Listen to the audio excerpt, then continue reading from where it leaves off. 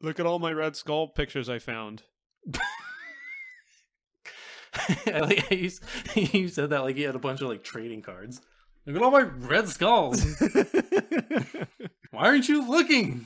Look at what I was doing when you were talking.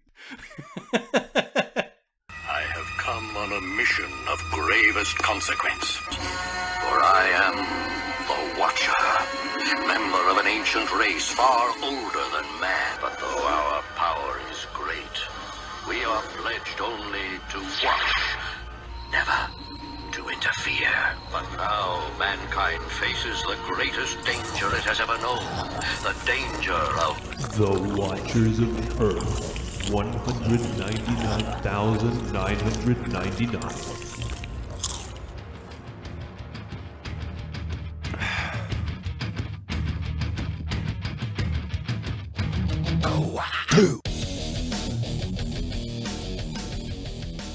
Welcome to the Watchers of Earth 199,999. I am your host, Andrew, and joining me, as always, as he has been for the previous 4 episodes, is my co-host, Seth.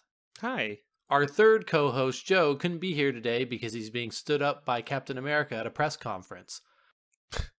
Typical. Our fourth co-host, Uatu, is here, but he only watches, never interferes. So today we watched Captain America, the first Avenger, which originally premiered July 22nd, 2011, directed by Joe John Stunn, and written by Christopher Marcus and Stephen McFeely. Steve Rogers, a rejected military soldier, transforms into Captain America after taking a dose of a quote-unquote super soldier serum. But being Captain America comes at a price as he attempts to take down a warmonger and a terrorist organization. Womp womp.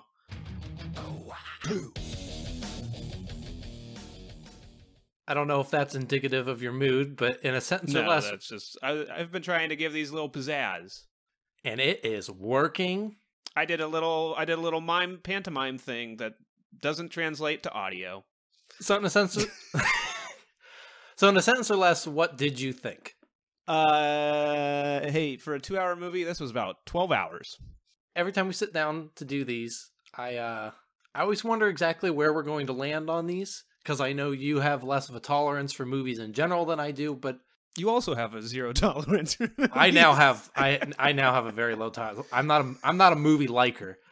When I saw this in 2011, you lost your goddamn mind. I did not like it. I hated this movie. I absolutely hated it. A decade later, I am no longer the same man. I really enjoyed this. It is the best one we've watched. Spoiler for my ranking at the end. It's the best one we've watched yet. I will say it is too long. There is a point where the movie basically ends and then it keeps going for like another, 50 minutes. But and this is also the movie I'm surprised because each of these movies I've come in and I don't really remember them very well. And I'm landing a little all over the place on them. But this one, almost exactly as I remember it being. This is the one I remember the best. There's almost nothing outside of the like weird Titanic opening that I did not remember, and I have a completely opposite opinion of what I had when I saw it the first time. So this will be interesting. I don't know where it'll go, since usually when we disagree on things, we have two things: you get mad that I'm quiet, or you get mad that I'm loud. But 10 years ago, I watched this and I hated it, and 2 hours ago, I watched this and I hated it. So let's dive in, shall we?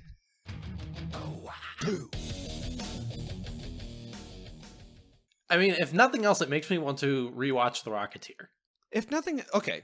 I don't know how we're gonna do this. That wasn't a thing like we're too different, you and me. That was a like we try and find some form to this show. What did you like about it? So I thought out of all the movies, this movie, the humor hit the best, mostly because it's not really a jokey movie. It just has like 4 quips in it.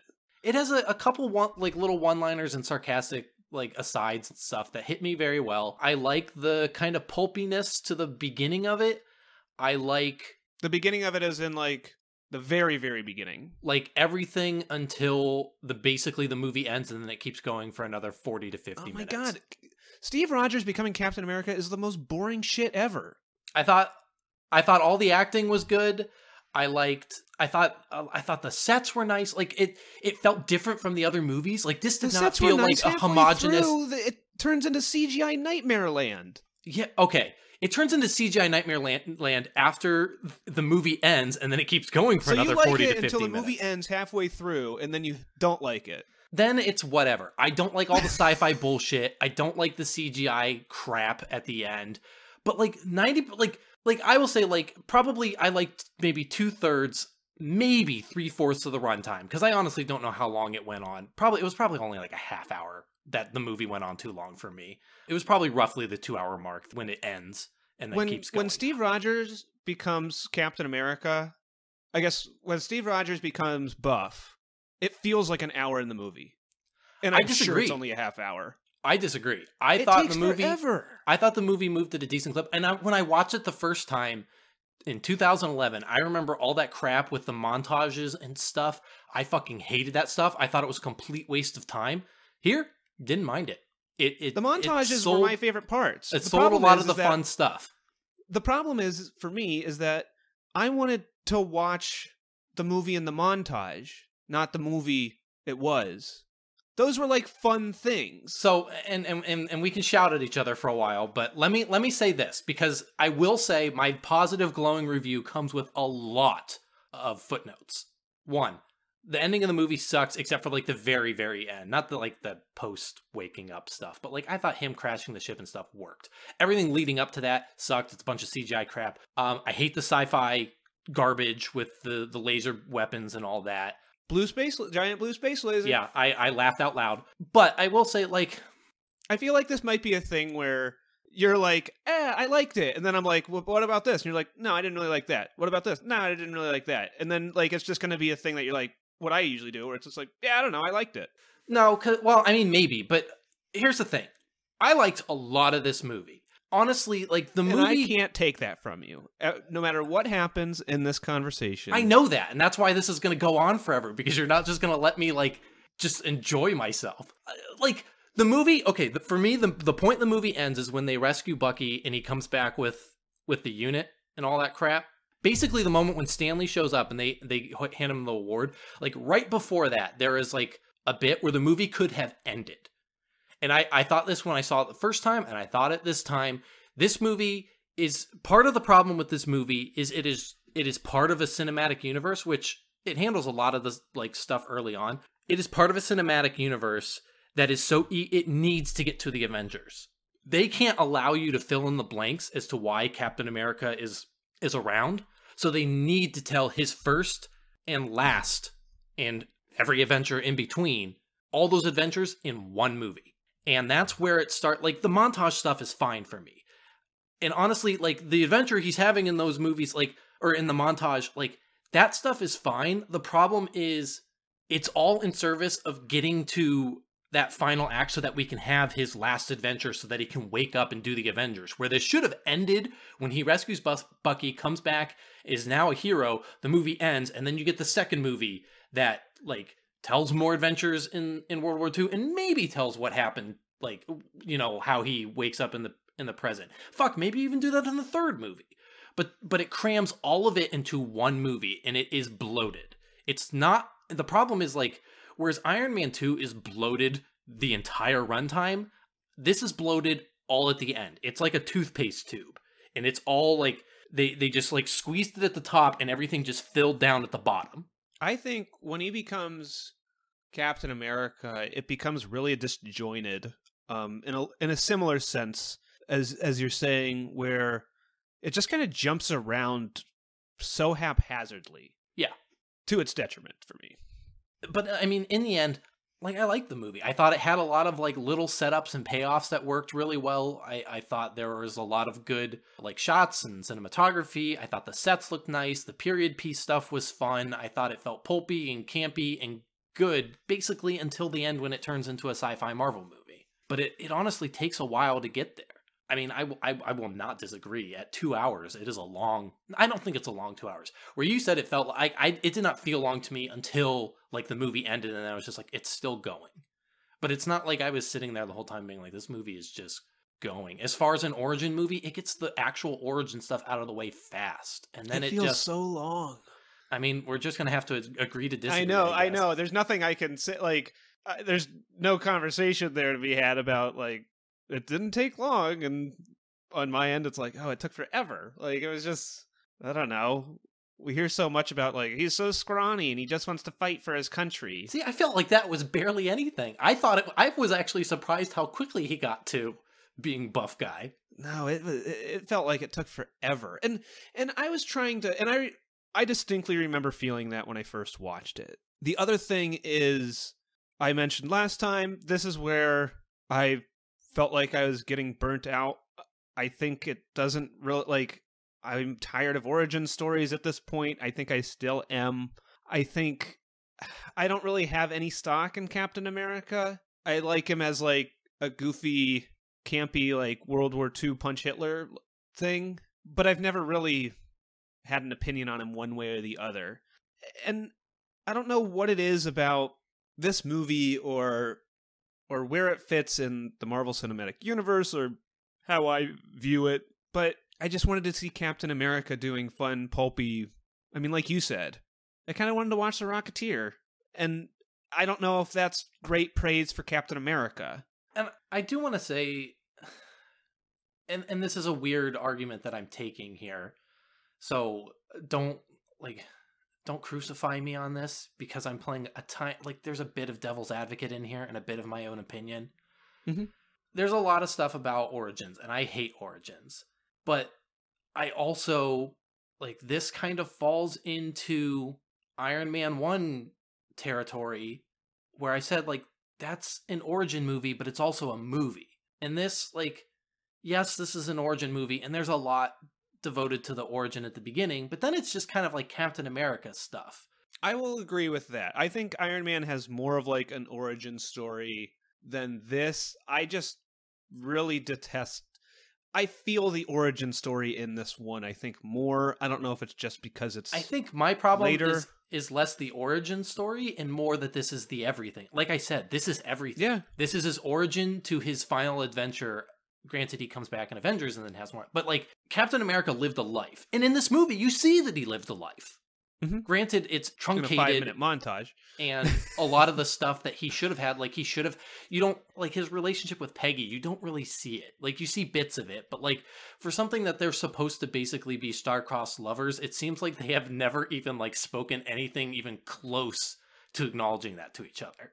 And it's just bizarre, because the movie, like, I could understand that in a movie where this is, like, day 1, he gets the super serum. Day 2, he saves Bucky. Day 4, he gets on a spaceship and crashes into the Atlantic. But this is a movie where we see that, like, he's apparently, I don't know the course of time in this movie, but he's got to have been Captain America for months. Months. Yeah, I mean, I guess there's no real, at least 3 years. That's what I thought. I was going to say because years, but I was like, I don't know. It starts off in, like, 42, and I thought it was, like, a 45. I can probably look through all my tabs and stuff. But, you know, I want to touch on your Iron Man point. Starts because in I was 43, and 42. It ends. It says 43 here. In New York City, 1943, Steve Rogers is rejected for World War II, so... Oh, yeah, I was looking at the... I guess the 42 is when Norway. Johann Schmidt. Okay, let's see. Yeah. And it ends... I don't think I have... 45. No, that's when Bucky falls to his death. So probably somewhere around 45, give or take. So, yeah, at least like 2 to 3 years. Yeah. I want to touch on the Iron Man point, because I was actually thinking of that, where the origin stuff in Iron Man bugged me, and I will say that I believe Iron Man is more of, like, I don't know, I think the origin kind of mixes in with the movie as a whole maybe a little bit better for me than it does here. This one definitely has an origin segment, whereas Iron Man is basically, the origin is the movie, because it's the story of guy who builds robot suit, less than superhero. This is literally superhero origin, and then but I guess I also, I mean, and there's a lot of things that it might just be me, or I think there's a lot of things that it might just be you. Granted, there's a lot of things that just might be me watching this. Like, I don't have a lot of stake in Captain America, but I would like to point out that, like, all the stuff about, like, not liking bullies and Like throwing himself on the grenade and all the selfless stuff he does hits me really, really well. That's because you're a Kamen Rider dude. I am a Kamen Rider dude. You like friendship and rainbows. I love friendship and rainbows. I like watching Nazis get zipped through rotating blades on an airplane copter. No, I mean I liked when he jumps on the grenade. I like the idea that like we're not looking for somebody strong because we can make them stronger. We're looking for somebody with the right values. Mm-hmm. But there's something about Captain America for me that I don't know. He's like a great poster. He's like a great, like, buy war bonds. But outside of that, I just don't know if I really care. I mean, that's all he is. Like, to your credit, like, that's what he is. He was a character designed during World War II to sell war bonds and to get kids, like, interested in the war. And he was propaganda.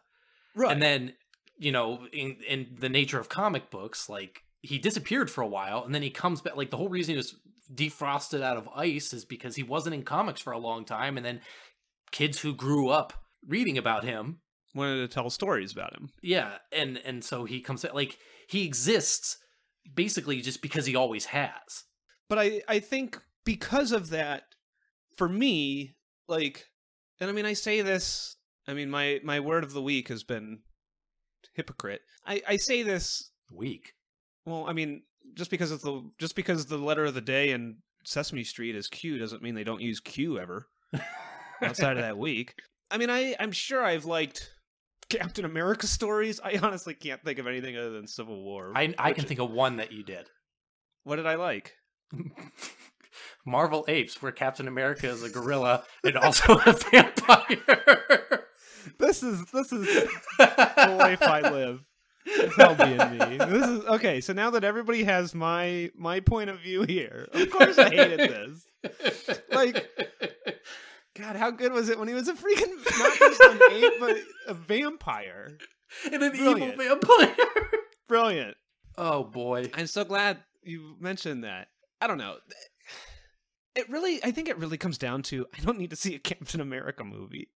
We were talking, and that's fair, but I feel like we're going to hit that with a lot of these Marvel movies. We're just I guarantee we're going to hit that. I guarantee I'm going to hit a point, and I think we both know this is going to come. Where it's going to turn into Power Rangers again. Where I'm just like, God, I don't care. I don't care about this stuff. Like, are they good movies? I'm sure they are. I said that for years as they were coming out, and people were like, "We're going to go see the Marvel movie," and I was like, have fun. I don't need to.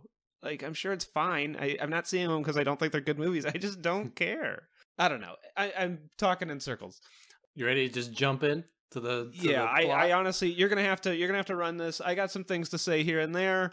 I thought you were gonna say I got some things to do, and then you're gonna leave. I got some things to do here and there. No, I honestly don't know. I was bored a lot during this, so apologies up front, I guess. I was trying. I don't look at my phone during this. I put it on silent. I put it face down. I don't. I watched the movie.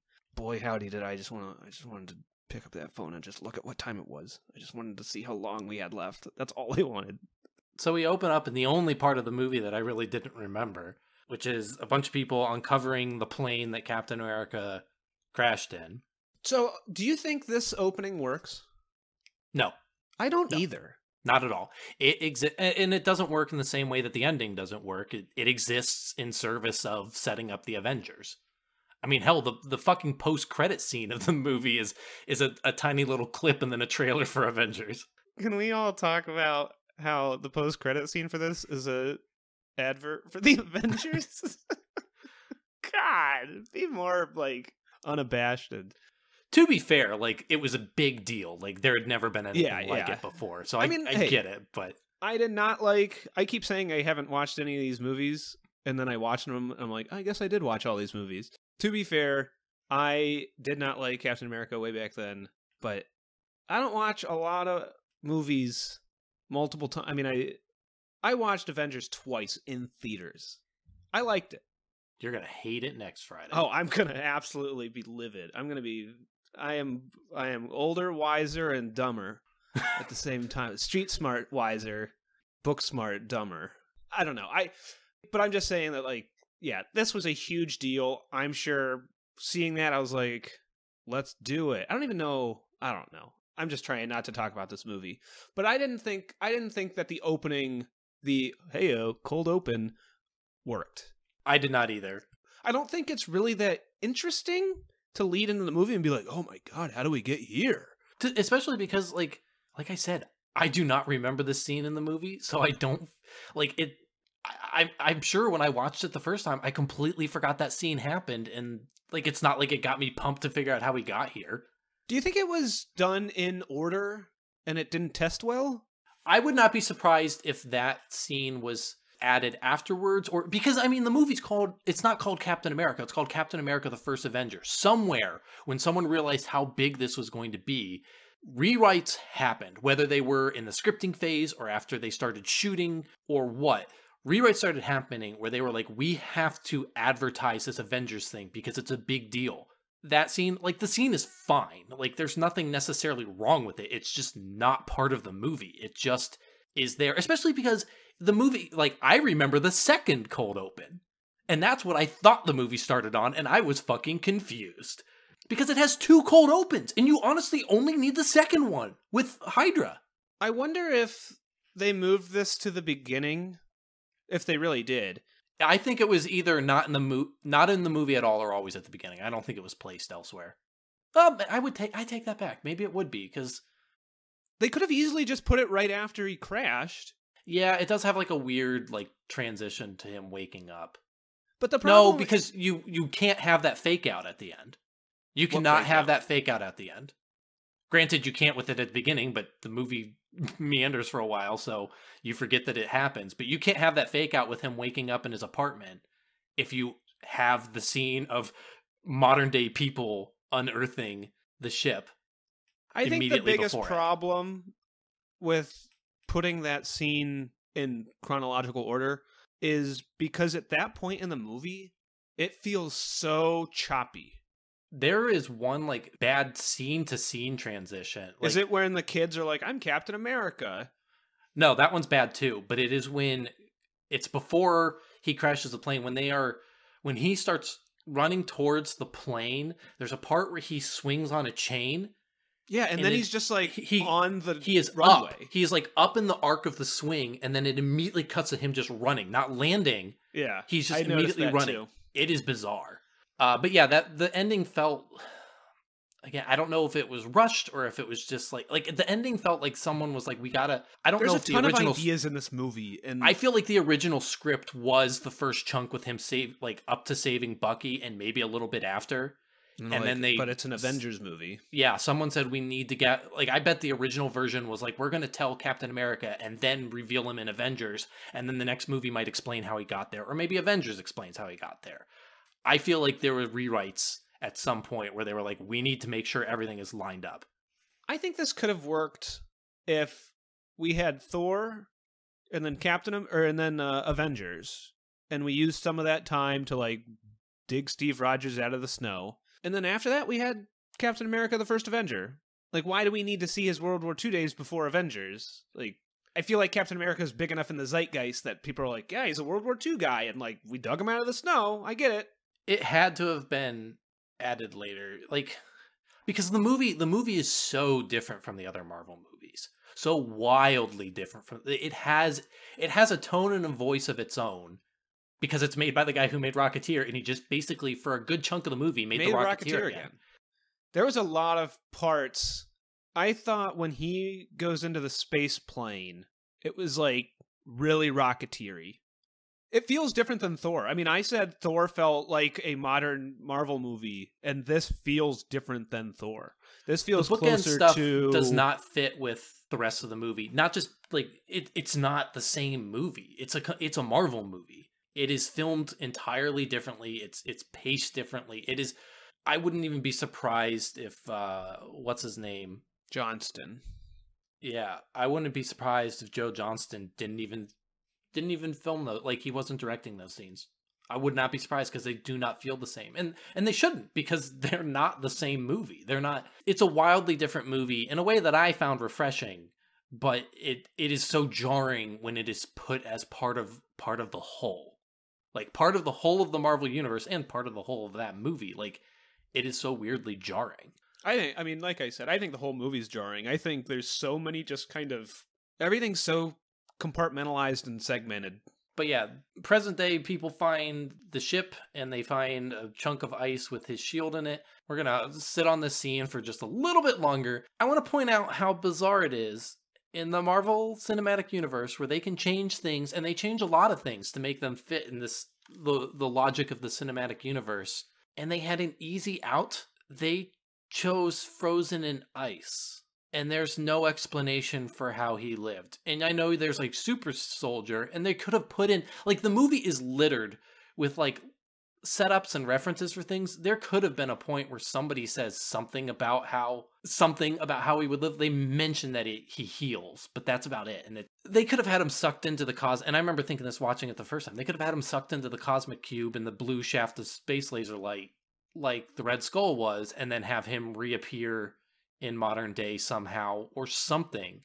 The frozen in ice thing is, in the end, negligible. It doesn't matter. They don't dwell on it, but it's such a weird thing to preserve because it makes no sense. It just is so like... It's comic booky to me. It works for me because it's super comic booky. But I guess it would work for me in a comic book because it's super comic booky. It does not work for me in the cinematic universe and again, this isn't necessarily a critique of the moment. It's a critique of the universe it's in, where it stops and like explains away crap. Like, part of why I hated Thor is because it doesn't explain a lot, but it goes out of its way to be like, this isn't exactly magic, you guys, because magic is dumb and silly. And this is our grounded sci-fi universe. So it's sci-fi space magic, which is basically super technology. And spoiler for Thor 2, the second movie leans hard into that. We've already talked about Thor, but I probably already forgot it. But one of the reasons I liked Thor was because it was comic booky, and it kind of I do not feel like Thor was comic booky and embraced it at all. I hard disagree. We're like totally flipped on Thor and Captain America here. But anyway, after they find the thing in the ice and we cut away from it, never to return to it, actually ever again. It plays into the end, but we never return to it. We see I think it's a sci-fi tank at the time in, I believe, Norway, and they are looking for there are tons of references to the previous movies with the Norse gods and the Tesseract and Yggdrasil and all that crap, and they find the Tesseract, which is a little blue cube, and I don't understand, like, the movie from that point forward says they use this to create their own super technology, but their super technology is really just the laser guns. They already had like highly advanced technology, I guess, or maybe not. Maybe they are somehow taking this, and because when they get, I guess this takes place the year before. I don't know how I guess March 1942. So at least a year, if not more, before Steve becomes Captain America. So in a year, they could have made, I can't remember if it was a sci-fi tank at the beginning of the movie, but they have like that sub later on, and Tony Stark, or not Tony, Howard Stark is like, this is years beyond us. I've never seen anything like it. And I was just like, how did Hydra make that if you don't know how to make it? Yeah, but whatever. That's weird. I don't have as much of a problem with... I am under the impression that the Tesseract gave them the means to kind of do their big... Looking at the timeline now in alternate Wikipedia, space laser stuff. I think that's it.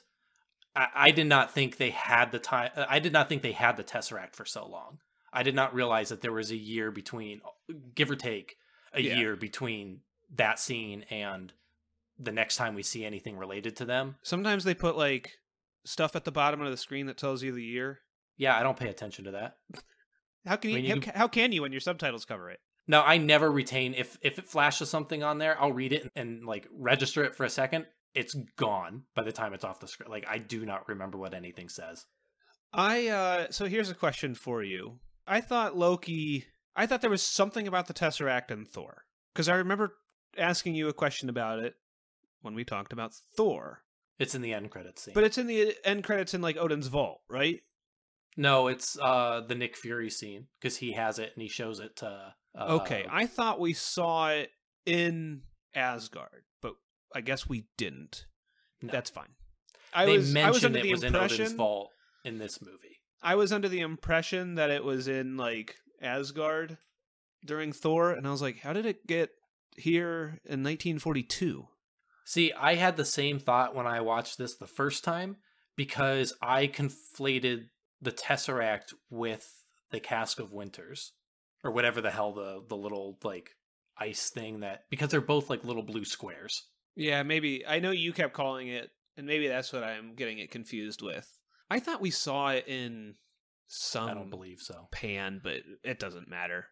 So anyway, Steve is a little weak boy who keeps lying on his resume. I was going to say resume, and I was like, that's not right. And I was going to say war resume, and then I figured, I almost said it, and I was like, Seth's going to make fun of me for saying war resume. It is but funny. Then you said it. His recruitment. Yeah, his recruitment resume. How about Dane Cook? Audition for the role of Steve Rogers. Really? I'm trying to find if something is in here about Joe Johnston being kicked off set so that other people could do the ice shot. But he's a little weak man who keeps getting rejected for the army. And by women. And his best friend, James Buchanan Barnes, is enlisted on their very last night. They go to the Stark. Well, I don't think it's called the Stark World, but it's basically the same. It's that Stark World Fair thing that was referenced in Iron Man 2. It's like poetry. It's like it rhymes. IMDb trivia is stupid. I hate it. By the way, when they go to that, did you recognize Bucky's girlfriend? Game recognized game. No. She is Clara? She's one of the companions for Oh, yeah, I just came across that. There's a bunch of people. Natalie Dormer shows up to make out with Captain America for like, she's in like 2 scenes. And I was like, hey, Natalie Dormer, what are you doing here? And then she's gone. There are like, Marvel movies are huge and they were getting big at this point. But I feel like it's star-studded. Tommy Lee Jones is great in this. Tommy Lee Jones is the best in this. But while they're at this thing, there's also, did you catch the original Human Torch? It's hard to miss, but if you were ready for this movie to be over that early on. What? When they're at the Science Expo, there is a tube with a mannequin. Yeah. Yeah, that's the original Human Torch. Aw. Is he kept alive in there? He was a robot. He was an android. That's Red Tornado. And he was in that tube, and then when he breaks out of it, he bursts into flames. Yeah, that's what I'm talking about. I hate IMDb trivia. So he goes to enlist again, but this time he is overheard talking about how much he wants to beat up Nazis by Dr. Abraham Erskine, who allows Rogers to enlist because he's got gumption, and also he says he doesn't want to kill anybody. He just doesn't like bullies, and he says a bunch of other things that win him over. He gets recruited into like a special science division where he is basically handpicked by Erskine to do this super soldier thing, but Tommy Lee Jones wants some other meathead for it. I honestly thought a lot of this blew by pretty quick. I thought we were going to, like every scene in this movie, I was like, Seth is going to complain about this, how this is too long. And I thought we were going to get a ton of shit with him training, but that training montage... we did! No, that training montage could not have lasted more than 5 minutes. Are you kidding me? We have to watch it. We have a training montage about how he sucks at training, and then we have to watch him do his I'm smarter than you meatheads and I got the flag, and then we have to hear him talk to everybody about like he's still weak, and then they have to do jumping jacks and push-ups, and then they have to jump on the grenade, and then you gotta bring him in there's no way that lasted more than, I don't know, I would say 7 minutes at the absolute longest. There's no way. It was so brief. Nah, man. Because he jumps on the grenade, and I was like, oh, we're already here? You were like, oh, we're already here? And I was like, oh, thank God, the movie's over. Because they toss out a grenade that is a dud, and everybody runs and hides, but Steve jumps on it and covers it with his body, and I don't know, that's the point that wins Tommy Lee Jones over. Nuh-uh. But then they randomly drive back. Well, they don't randomly. They drive back to New York, which I thought was... He doesn't win Tommy Lee Jones over there because Tommy G. Loans has a quip. He goes, he's still small. Yeah, but I think that's the part where he wins it, because that's when he stops putting up a fight. Anyway, They drive back to New York because they need New York's power grid to power this machine that's going to pump them full of super bits. I don't know why pump them. You say pump them full, and any word can go there, and it's hysterical. I immediately was like, pump them full of blood. So they put them in a machine. They inject them with some crap, and then they turn the machine on. And Howard Stark's there, and it works. He comes out. He's a big buff dude, and he's also like 2 feet taller. He's not made out of CGI. So I will say the Benjamin Button stuff did not look great. There were points where it looked a little better than others, but that did not age as well as Iron Man did. The trick is making the rest of the movie look bad. Because then it starts to look fine, I guess. So after he comes out, one of the guys who came with some government officials is actually a secret German agent. He sets off a bomb, steals a tube of the blue super bits, shoots Dr. Erskine, and runs out the door. And this is the point where the movie went on too long for me. This chase scene goes on forever. Mm-hmm. That was the point where I was just like, oh, are we done yet? He runs after, like, we get like a whole thing of this dude mowing people down as he's like shooting his gun and running out of the building, and then he gets in a car with his friend, then Peggy comes out, and then we get a whole thing where it lingers on her for a little too long while she lines up her shot, and then she shoots the guy driving the car, and then the guy because his friend's driving the car, then the other guy gets in the driver's seat and he drives after her, and he's getting ready, and she's aiming to shoot him, and he's barreling towards her, and then Steve gets her out of the way, and then he runs after the car, and then he gets on top of the car smashes, and the guy gets in a different car, and then Steve's jumping on top of cars. And there is a thing where at the beginning where he's like, hey, I recognize this neighborhood. That's the thing where I got beat up. And I liked how that pays off, how he's able to like cut the car off. But it goes on forever, because then they get out of the car, and then he takes a child hostage, and then he runs out of bullets. And I was like, okay, are we done now? And then he throws the child in the water, and then Steve has to run over the side of the water and look down, and the kid's like, I can swim, it's fine. And then Steve runs after the guy, and it goes on forever. Yes. Even to the point where he gets in a fucking sci-fi sub, and then Steve swims after him, and I was just like, it's still going. That is the bit of the movie that went on too long for me. And maybe that's why the rest of the movie didn't bother me as much, is because that scene felt like for fucking ever. And it's not the longest and most annoying chase scene that I can remember in these Marvel movies. Because there's another one that I turned on the movie early because of it. But then he finally catches the guy pops his tooth out and bites a cyanide capsule and dies. Oh, and then because Erskine is dead and they have no more of the fluid because the guy dropped it and it busted open, Tommy Lee Jones wants to suck out the super bits in a lab from Steve. Steve wants to go fight, and some government guys want Steve to basically be propaganda. So he agrees to be propaganda, and there's like a whole thing where they sing a song, and he comes out on stage and tells people to buy war bonds. And this montage is fun. I liked it. I hated it the first time through. I loved it because you didn't like time. Fun before. You were an edgy boy. They show that he's in like some movies, and that stuff is a lot of fun. And I honestly thought you were going to say it went on too long.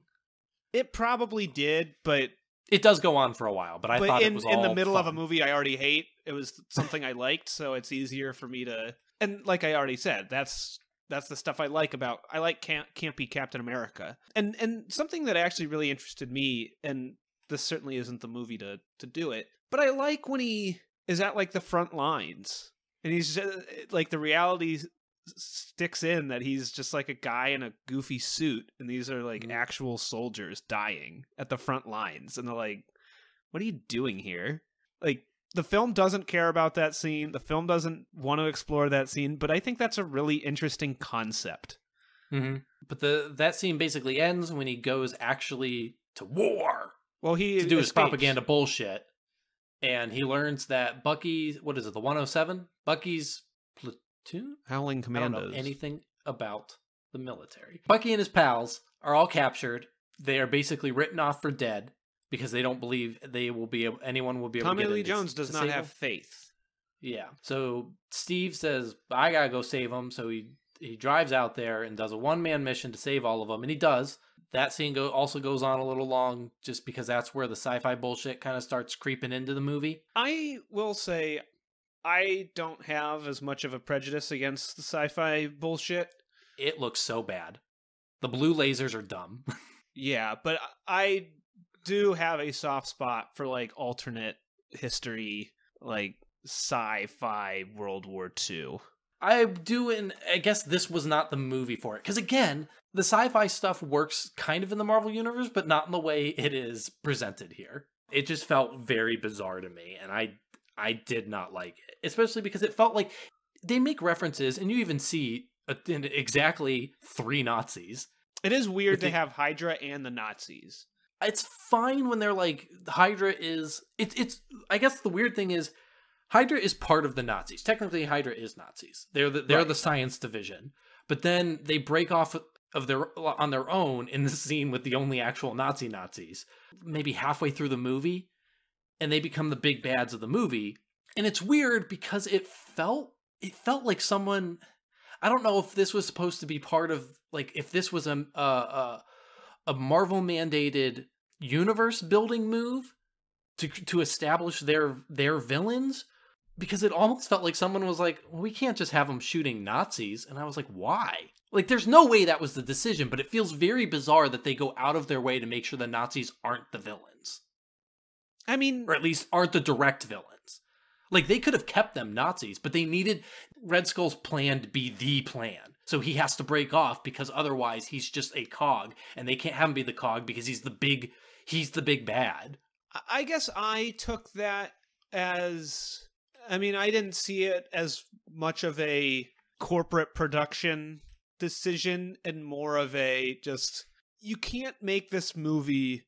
At least I don't feel like you can make this movie without Nazis. I know Nazis aren't in it, but the Germans are the enemy at the beginning, because it's a World War II movie, and it's a superhero World War II movie for the masses. So you can't just be like, Nazis don't exist because you couldn't do Nazis. That's why you have the Hydra stand-in. Like, yeah, no, I'm not saying that's not what that's what they're doing. I just feel like it. I don't know. There's something about it that just feels like a weird choice. Like, why not just make them be the Nazis? Why not stay with the decision that Hydra is the science division of the Nazis?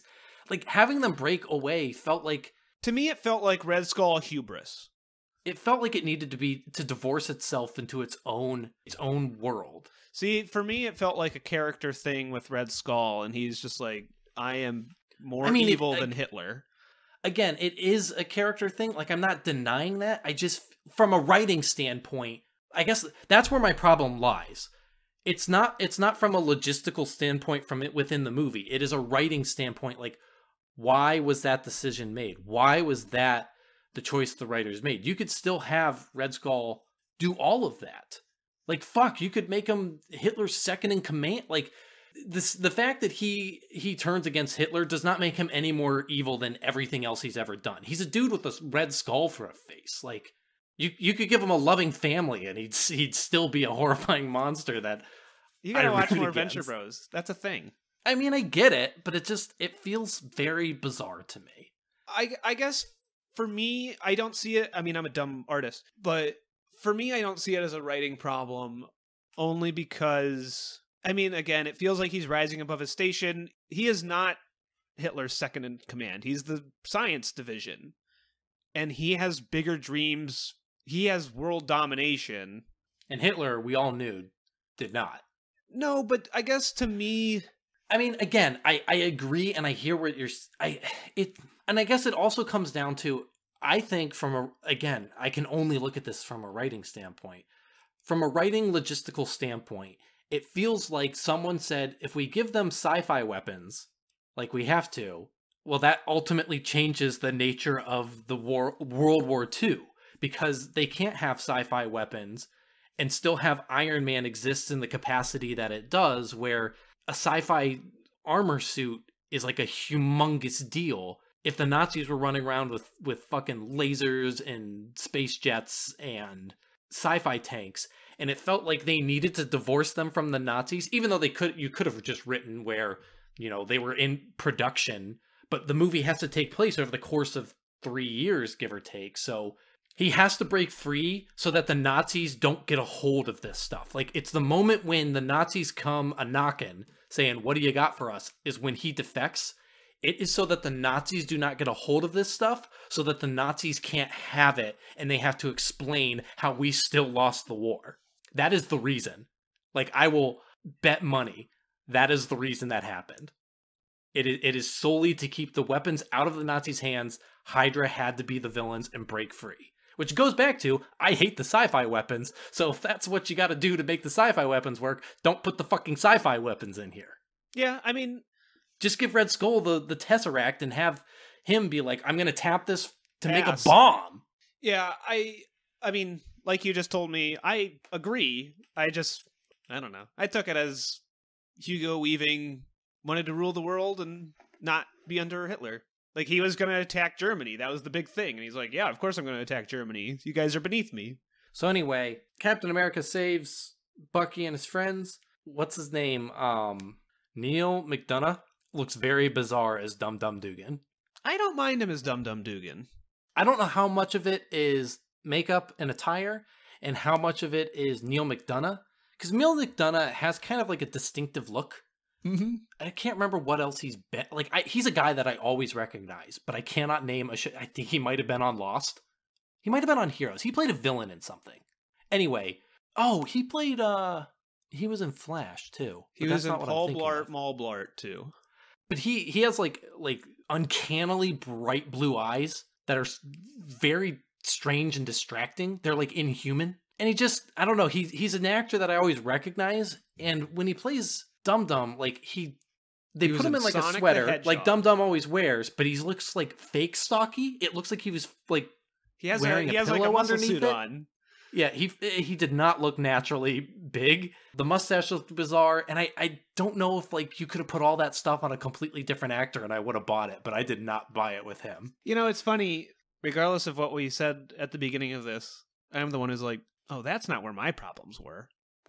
And you're like, these are my problems. I'm like, I didn't have these problems. But when Captain America comes back with everybody, he is now a hero. They give him a new suit. They basically give him his own special team, which is Bucky and his friends, which I couldn't tell. There are scenes where there are more of them. I don't think he has the whole 107th Division. I think they just sometimes have extra people with them when they need them, because it seemed like it was just him and the Howling Commandos. That's what I was under the impression. There are scenes where there are more people around them, like the scene where they're in the forest and Captain America throws a shield at a guy in the tree. There are like tons of them, and there's a couple scenes like that where I was like, does he have the whole, like, is the 107th now his division, or did they just throw extra people in this shot when they need them? I think they were just like, yeah, we need more people in this mission. I thought it was weird that they didn't really, I mean, there's too much crap in the movie anyways, and it's too segmented anyways, but I was surprised they didn't really do anything with the Howling Commandos. Like, they're just a cameo, almost. Mm-hmm. They get their own special montage, where it just, here's all the adventures he went on with the Howling Commandos, and that was the fun one. I agree with you. That's the movie that should be the movie. Like, that should be the movie. We see, a couple of their adventures, but I also say, like, their last adventure, I think the movie could have ended in two places. The movie, honestly, I think best ends right when Captain America saves everybody, because I think that's the best, like, that's the whole arc of the movie, and then it stops, and then you're done. Then you have to, like, build back up. Yeah, because it does, like, a thing where it goes on, like, their fun little adventures, and I'll admit, like, those scenes are fun. I liked them. And you could debatably do that over the credits. That'd be awesome. Well, yeah, that would have been good, too. But you could debatably have a weaker ending if you ended with the train scene where Bucky falls, and then we kind of end there on a sour note, where it's like you give him his high point, but you don't end the movie there. The montage doesn't work as well, but you kind of put him at a high point and then have him end low. But they don't do that. It's strange because the movie kind of meanders for a bit there. I think that's fun meandering, but it meanders. You get the train scene. It's not really Bucky accomplishing falls. Anything. Like, yeah, it's killing time to get to a 2-hour getting runtime. Bucky out of the way, getting set up. Like, and the weird thing is the scene where and it had to have been intentional. When they go save Bucky and the 107, the Red Skull escapes. and he gets in a rocket. And I went, wait, is this where the movie ends? That's what I was thinking. Like, doesn't Bucky have to fall off a train? I remember the train. And I was like, but this is the rocket. This is the rocket that Captain America jumps on. And like, Bucky's here. Bucky gets on it with him. The rocket shoots off. Bucky is like pushed off or something by Captain America and is saved. And then like, that's how it happens in the comic. And it's like a goofy sci-fi rocket. And I was just like, this can't be the movie. Like, it was the right point for the movie to end. But I think that's also why it like, that's where I was like, the movie needed to end, because it was just so weird. It was a weird, like, why the rocket? He could have easily gotten in his car with Arnim Zola and just like driven off, but they put him in a rocket for no fucking reason. I don't know if that was for the comic book fans, for them to be like, oh, this is where he's gonna die, but it was bizarre. Yeah, it was a weird, like, again, it's all just kind of haphazardly thrown together. It's just different parts. But they do the train thing. Bucky falls out of the train.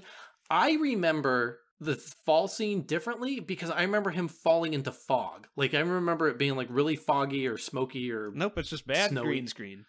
Yeah, snowy underneath the train tracks, because I remember being like, well, you don't see his body, so he's like there was a clear like he's gonna come back. Like, I remember watching it. Granted, I watched this knowing that Bucky was an important character who comes back as the Winter Soldier, but I remember watching it in the theater and going like, they could have not made it any more obvious that Bucky is coming back in a later movie. Like, they could not have made it any more obvious that he wasn't dead. Although in the framework of that movie, if I knew nothing, I'd be like, he's just going to come back by the end of the movie. But he's just like effectively gone from the movie after a bad CGI green screen fall. And it's weird. Because, like, I have no idea how he survives that. I don't remember how they explain it away in The Winter Soldier, but it is bizarre. I might have zoned out a tiny bit, but I didn't think, and I honestly don't know what Kirsten's feelings are, but I didn't think it really gave off a, like, Bucky's back vibe. Again, it might be having more knowing knowledge, but yeah. But it felt like a weird scene. Like, it's kind of like out of the movie. It's strange to even establish him. I don't know. It just felt all weird to me. Also, I'm thinking back on that scene when he falls down. That train was moving so fast. They even point out that they sped up the train because Arnim Zola needed to get somewhere quickly. He should have fallen out of that thing and then been gone immediately. Yeah. But you just kind of like watch him go straight down. I think the other thing, and I have a problem with Peggy Carter in this regard as well, but I don't really feel like Bucky's a character? Yeah, Steve and Bucky have, like... Bucky is in the beginning and gone until the montage. Yeah, I mean, they have, like, a little bit in the bar, but it's just kind of... It doesn't feel powerful, I guess, when he falls, and then when Captain America's like, I can't get drunk. Well, I think that's the other thing that made the scene feel weird and like it was getting him out of the way to bring him back late. Like, it wasn't a true death. Because you could have easily had him be shot or something, and that would have been more impactful. Having someone fall out of frame almost always implies like there is like, if you don't see a body, yeah, if there isn't a body, they're back. Especially because the movie doesn't really linger on it. I forgot about that bar scene, but that bar scene is later. Like, I think they immediately cut to what's his name? It's like Bugle. He's the one that plays a bugle, not in the movie, but in the comics. I cannot remember his name, but the one Howling Commando like bursts through the top of the train and takes out the conductor, and then it immediately like hard cuts to Zola in interrogation, and then at one point Tommy Lee Jones is like, "You killed Captain America's best friend, so he gonna be pissed." But we don't really like linger on it. Like, we get that one scene where he's like, "I can't get drunk.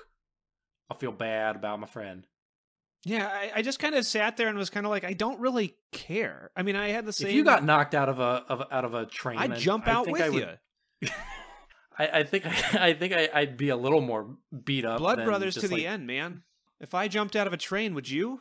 Absolutely. Exactly. I'd be your human parachute. Hey, is it weird?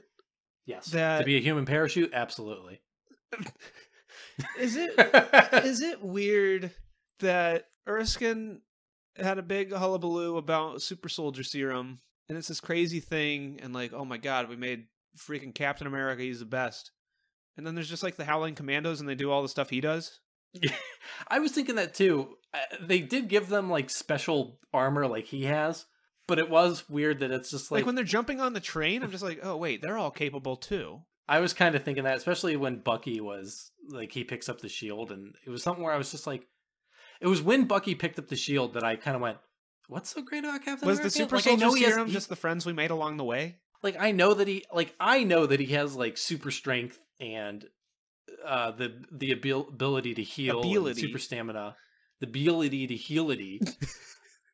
This is when you know we're done. But yeah. So anyway, the train bullshit. They make a new plan. They're gonna. You know what I do like? What do you like? I like, and this goes against. I guess this goes against campiness. It's kind of two sides of the same coin, maybe. I like Captain America with the gun. I didn't mind it when he was running around with a little pistol. You mentioned like pulpiness, like that's like a nice pulpy Captain America. Like you have your heads, you have campy by war bonds Captain America, and then you have your tails. You have your campy pulpy like Rocketeer with the pistol. That works for me. But I also like, I don't know, the one thing that I do like about Captain America is the shield has like using I like the shield as like his only weapon is a means of defense. Mm-hmm. And the gun kind of undercuts that. Well, especially since at the beginning he's like, I don't want to kill Nazis. I just don't like bullies. Yeah. And then later he's like, where's all the fucking Nazis? And he's just like chucking people off of buildings. And there are multiple like very clearly dead people. No, he doesn't, like Batman, Captain America doesn't kill people. He makes their families do it. But they, fast forward a bit, they make a plan to get to the last base where the Red Skull is. And he's gonna like he made some bombs that are all conveniently labeled for where they're going. It's so dumb. Again, I don't know. With the name of a city, would they call it New York, or would it be like Das New York? Well, that's what I was. Would it be like Wiener York Schnitzel? Like would you would you translate new in city? No, maybe not. I just looked. But it was just felt weird. The answer is no. Maybe not. I don't know. Not maybe not. I just looked it up. The answer is no. Oh, you looked it up? I did not hear that. Okay. Well, anyway, they have these big stupid... I couldn't tell, were they bombs or planes or both? I think they were both. Because one of them crashes and it doesn't blow up, so I didn't understand. I don't understand about this climactic moment, is that... All of it? Captain America basically launches one of them, right? Because the Hydra guy's trying to get in it, and like Captain America disconnects it, and it drops, and then the Hydra guy falls out. Maybe. And I was like, isn't that gonna explode? That's a bomb. And then the other one, he gets in it, and he like flies out, and then that's when Captain America like jumps on it, and that was fine. And then he flies it back into the ship, and I was like, okay, I don't get it. And then there's the whole thing about like Red Skull was gonna drive this plane to New York, and I can't stop it. And it's not going to land or whatever. And I was like, is Red Skull going to kill himself? Red Skull wasn't going to just like crash the plane into New York. But that's what Captain America... And I understand the plane got damaged, but that's what Captain America was saying. He's like... Well, the plane got turned on to... Autopilot. Which, that was another thing where I was like, but like, wouldn't that be translated? Red Skull's but autopilot in German is autopilot. What was Red Skull's plan? Like... That's what I didn't understand what was going on. Drop the bomb and then be like, hopefully I have enough Tesseract fuel to get back. I think so. But like, again, like I can't tell if those were ships or bombs or both. Maybe they were supposed to be like manned bombs that they could steer, and then they would just eject out of it. But that seems and then stupid. Drop bombs from there. But then why label the planes the cities they need to? It's dumb. Here's another question. Bizarre. The Tesseract falls into the ocean, and then Steve Rogers crashes the ship into the ice, and then Howard Stark finds the Tesseract in the ocean. No idea. He just, I guess, combed the entire Atlantic Ocean. No, they were following an energy signature. They were following. Okay, that makes more sense. They mentioned that because I was like, I do remember that now because I was gonna say Howard Stark finds the Tesseract. But it takes 70 years to find Steve Rogers when they were talking to him, and he's like, I'm on my way to New York, but I have to crash right here. There's like I do remember that hand-wavy line, But there's a line where they're like, the energy signature stops here, and he's like, just keep searching. But like the plane was supposedly flying like supremely fast. So I mean, I feel like you could. I have never looked for a plane that crashed, but I feel like you could find it. I feel like Stark could have found it. It was huge. You just kind of make it didn't sink. Yeah, you just kind of make a line from Germany to New York, and you're like, okay, Peggy, when was the last time you talked to him? And he's like, you'd be like, well, he said he was kind of in the ocean, and he's too close. Put another little check into, should have just had him get sucked into the cosmic cube. I thought you were going to say the engine. Fuck the Avengers. Just get him sucked into the engine. Like the other Howard Stark's got to find that. It takes 70 years to find all the Captain America bits and put them back and stitch them back together. Can you believe in a Marvel movie a man was ripped to shreds by an airplane propeller? Yes. That's crazy to me. And there's a blood splatter. I don't think it's that crazy, if only because there was a lot of deaths in this movie, and because that is part of the pulpy stuff. Like that's exactly the sort of thing you would see in, like, it's not in The Rocketeer, but that's the sort of thing you would see in The Rocketeer. You see it in Indiana Jones. It's the kind of like pulpy, a guy falls into a blade. It just felt so weird in like a superhero movie. It was kind of the same feeling I got when Black Widow killed people like who were just doing their job. Killed people like our villain killed people in the same manner. That's not Black Widow, right? At the end in the fake room. I did think almost the same thing though, and I wondered if originally they were going to have Scarlett Johansson do that, and then they were like, well, that gives away the bit too fast. It kind of like it looked a little. But she looks a lot like her. Yeah, she looks a lot like her, and it was also kind of a weird thing when he when Captain America kills people to get out of the room, and I was like, but she's Black Widow. But anyway, he's in the thing, he fights the Red Skull for a bit. Red Skull picks up, he breaks the thing that was housing the Cosmic Cube, I guess. Sorry, the Tesseract. Is the Tesseract and the Cosmic Cube the same thing? Yes, for all intents and purposes. And that's what I was going to say, is I love how at this point they're not confident enough to say Cosmic Cube. Fast forward to the Infinity Gauntlet, that they absolutely would have called it the Cosmic Cube. Wait, is the Cosmic Cube part of... It is, as far as the cinematic universe is concerned.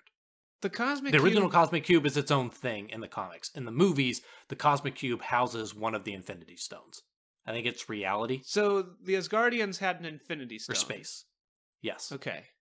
Isn't that weird? It was at the time. Now I'm just kind of like, that's what these. When you think about, and hey, we talk about what we love about comics, and when you think about comics like this, it starts getting a little weird.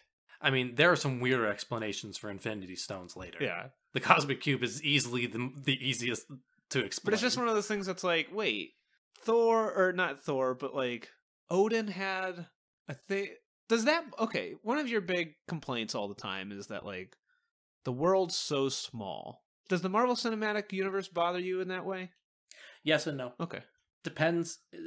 Some places yes, some places no. I was thinking in this movie, Howard Stark is of course he had his hands touch everything. And so the further we get into these, the more you're going to see exactly where my patience hills and patience in the Marvel Universe is. My biggest problem with the Marvel Universe, I love the idea of a shared universe. I love seeing people who make their own versions on Twitter.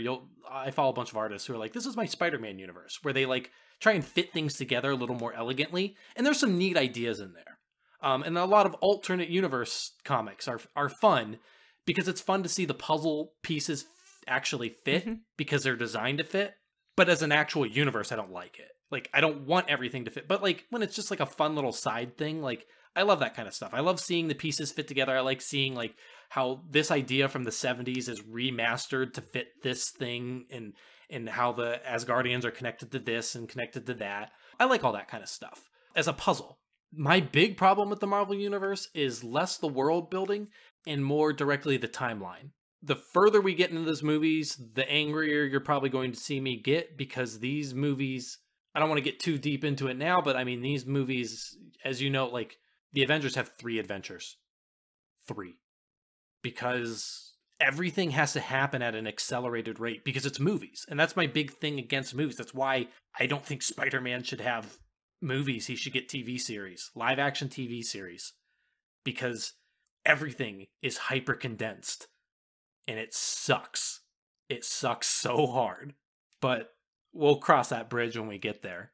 Okay. So anyway, yeah, I like how they keep referring to Red Skull as Schmidt in the Wikipedia. He picks up the Tesseract. Somehow it opens up a giant blue space laser, sucks him into it. Captain America should have gone in with him. I thought, you probably didn't. Totally unrelated, by the way. Did you think Hugo Weaving had a little bit of like a Sam Neill bit going on? He looks a little bit like Sam Neill in a couple scenes. I am trying to remember like what Sam Neill looks mainly like. At the beginning, I was just like, oh, that is okay, Sam Neill is who I was thinking. I was like, is that Sam Neill? I thought it was Hugo Weaving. I think he just got Jurassic Park on the brain. Probably. You know what? When you say that and I look at it, they do have kind of a similar face. Especially when you put like the Red Skull makeup on them and it's just like, they got the same kind of like... They have those thick nose lines, mouth lines, and the baggy eyes. Like he just... Yeah, I can kind of he's like, man, I don't like kids, but I gotta take care of these kids. And there's dinosaurs. Dinosaurs. Steve goes to crash the ship. He gets a touching moment with Peggy, which I thought worked, except for the fact that they had no real, like... No, it's not that they didn't have chemistry. They didn't have scenes to show their chemistry. One thing Marvel movies do really poorly are... Love interests, women, and romance plots. Unfortunately, all three of those are the exact same thing in Marvel movies. Like, a woman does not... unfortunately, women do not exist in Marvel. They do not pass the Bechdel test. Yeah. But it crashes, then he wakes up in his apartment, but he recognizes that the baseball game... How about that? How about he's like, this is not... I was there. I know exactly when this game... I mean, I guess it was like a big thing. I think that's weird, but I guess if you're super into sports, like, I'm not a sports boy. I don't know if it was like a World Series game or whatever. I mean, he does say it was a game he was at, and maybe, like, I wasn't paying attention to what was happening on the radio, but, like, maybe it was a big play that he would have remembered. Yeah, I mean, it sounded like a big play. I don't know. It was just kind of, like, come on, dude. But he realizes that something's off. He breaks out. He runs out into the street. It's modern day Times Square. Do you think those were extras, or do you think those are people like us who wanted to just see him film the movie? It's probably people like us who just... Actually, I don't think he was actually in Times Square. What? You think they used movie trickery? I think it was all movie tomfoolery. I don't know, man. And then you think so? Nick Fury shows up and says, I got a thing for you. And then the credits happen, and then we get a post-credit scene where he punches a punching bag, and then Nick Fury says, I got the Avengers, but I'm not going to say the name, because I'm going to leave that for the trailer. Hey, Captain America, and watch this trailer. Reels out a little TV, and he pops in a VHS, and he makes Captain America sit down and watch the Avengers trailer. How about they just have an Avengers trailer as the post-credit scene?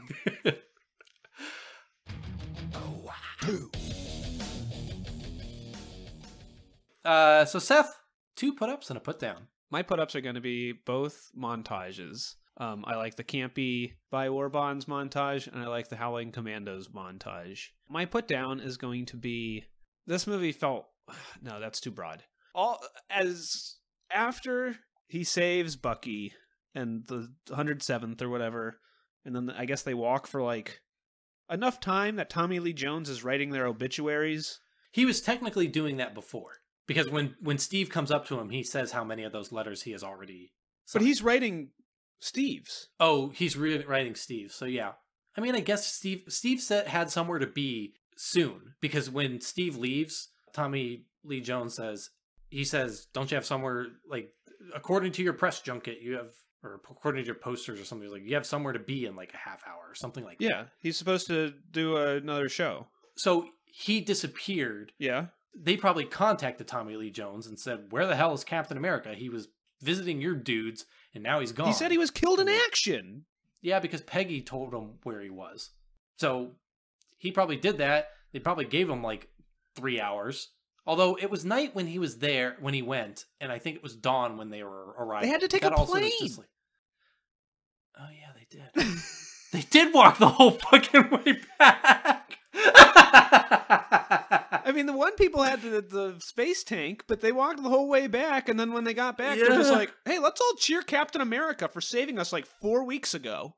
I mean, do you watch these movies? You just let me watch these bad movies, and then you tell me how much you like them and make me talk about them, and you don't even watch them. They had to take Howard Stark's weird, like, incredibly silver CGI plane. And that, because remember the fondue, and it's like, hey, you guys fucking? But no, my put down is, after they save Bucky, the movie just kind of turns into, like, a mishmash of scenes that need to be shown to the audience. And there's just, like, a whole bunch of weird cuts. There's, like, false endings, and it just doesn't die. My first put up is, I think there's a lot of nice little, like, touches. I like when you see Arnim Zola for the first time, his face is on a screen because comic book fans know that he is like he has like a giant robot man that he projects his face onto a screen on its tummy tum. That doesn't happen though. No, it does not. And it never will. Does it? Ooh. We got some movies to go. Can't get MODOK though. Weren't they writing a MODOK movie or something?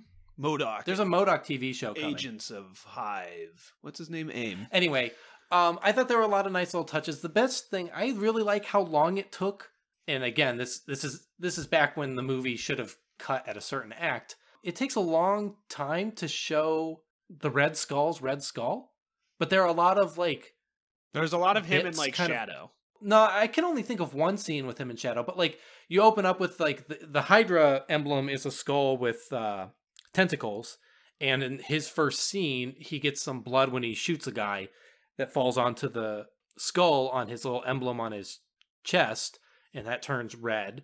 And then there's like the guy painting a portrait, but you never see the portrait, but you see that like it's all a bunch of like gross red colors, which the portrait, I was waiting to see that portrait. The portrait is in the movie because I only saw it because I was looking for it, but you cannot see it clearly. When they go and break into his place in the final bit of the movie before they chase after him in a CGI car, it's on the wall when the Howling Commandos burst through the window, but it's at an angle and it's dark and far away. You can't see it. I only know that it is that because you can kind of see it's like a pose of him standing, but like you can't see anything on it. And I don't know if there is probably another scene that shows it more clearly, or if it was just supposed to be a fun thing in the background, but they never had a scene that properly showed it, or what. Because I thought it was weird that we never really got a payoff to that, other than the fact that you finally see his face. But I thought that might be our first reveal, and I was actually glad that they did not like show us the painting immediately after that scene. Yeah, they were fine like hiding it. Yeah, he keeps scratching at like his neck because like he's got that weird mask on. He's got like a weird scar around his neck, which I think is like some of the makeup or something to get the prosthetics on. There's a lot of like nice like allusions to it that set up for a good payoff when he finally rips the mask off. What worked a little less well for me is there's like 3 or 4 scenes where Steve picks up something and holds it like a shield before he gets a shield. Yeah. That was a little too on the nose for me. But a lot of that stuff worked fairly well. My second put up, I like the montages too. I think I really liked the first montage, especially because of how much I remember hating it. Really hit me well. I thought the first like montage with the stupid song and showing the movie reels and all that kind of crap, I thought that was fun. My put down is that is the third. It's not even the third act, because the third act is where the movie should have ended, and then it goes on for it's like the 4th, 5th, 6th, 7th, 8th, 9th, and 10th acts, where the movie just like keeps fucking going after they save the 107. I didn't hate it like you did, but that is where the movie really started to just like, it was just spinning gears, and it was all in service of getting to the Avengers ending. Yeah. And it did not need that. It did and that's part of my problem with the Marvel Universe is like, they need this world building, so the movies are designed so that they can slot into the next thing. Nothing can go too far, and everything either doesn't go far enough or does too much in one movie. There's very few that are like a good middle ground, because they all need to make sure that they don't step on each other's toes or that they set up the next thing. And that's the first one where that really felt like a problem. But overall, I liked it. Oh, good.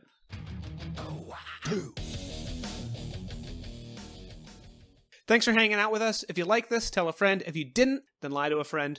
Check us out on Twitter at SoHowAbout. You can find me on Twitter at SethKumpf. You can find Andrew on Twitter at TessuDownist. And subscribe to us on YouTube at SoHowAbout. And join us next time when we do this once more with Interference.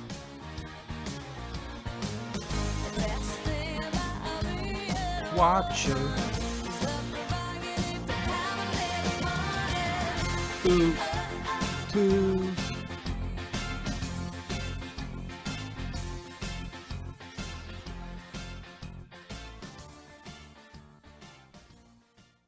All right, Seth, now that the mics are off, what are we watching next time? We're going to be watching, well, you know, because you watched the trailer. Oh, yeah. Marvel's yeah. The Avengers. After all this time, we made it next week.